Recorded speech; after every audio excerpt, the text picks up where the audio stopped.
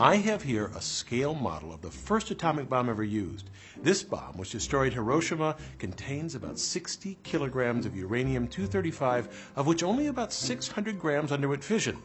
Enough, though, to generate an explosion equal to more than 13 kilotons of TNT. The bomb's designers divided the amount needed into two pieces. At the tip, they placed about 40% of the necessary uranium. They loaded the remaining 60% at the other end. A conventional explosion drove the projectile into the target, initiating the nuclear explosion. Now, the exact details of this bomb remain classified because they could still be used. Although this design involves some brilliant innovation by engineers in the 20th century, the really difficult part is preparing the uranium. This lies at the heart of all efforts to stop the spread of nuclear weapons. The key problem? Separating two nearly identical variants of the element uranium. Natural uranium occurs as a metal ore, and it contains primarily two isotopes. Most uranium is U-238. U-235, however, can easily sustain a chain reaction that releases tremendous energy, whereas the more common U-238 will not.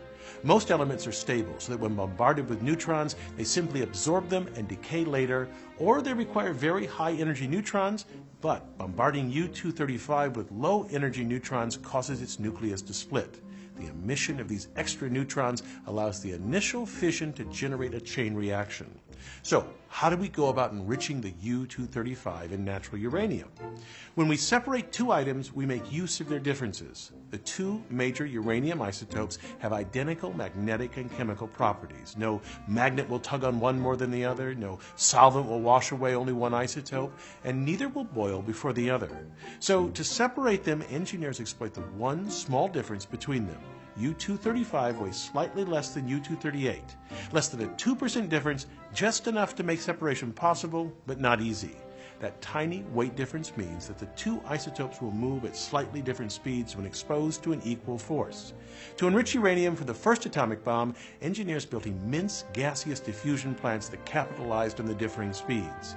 A gas containing uranium flows through miles of piping in a kind of race where the lighter U-235 wins out.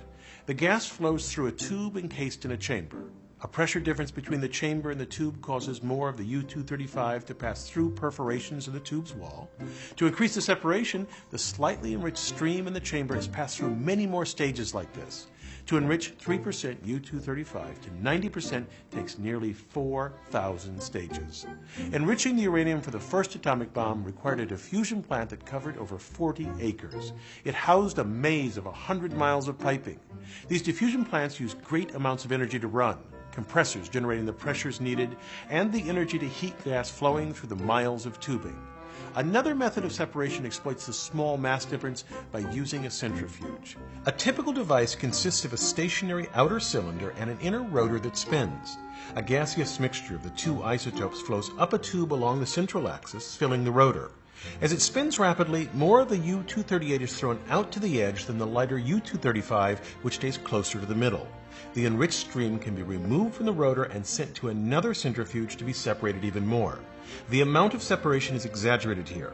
In an actual centrifuge, the amount of enrichment is a fraction of a percent, so a typical plant might have 60,000 centrifuges to enrich natural uranium to 30% U-235. Such a plant uses 4% the energy of a gaseous diffusion plant. Even though this is a much more efficient process, the precision that the rotors need to be manufactured with makes them very difficult to engineer.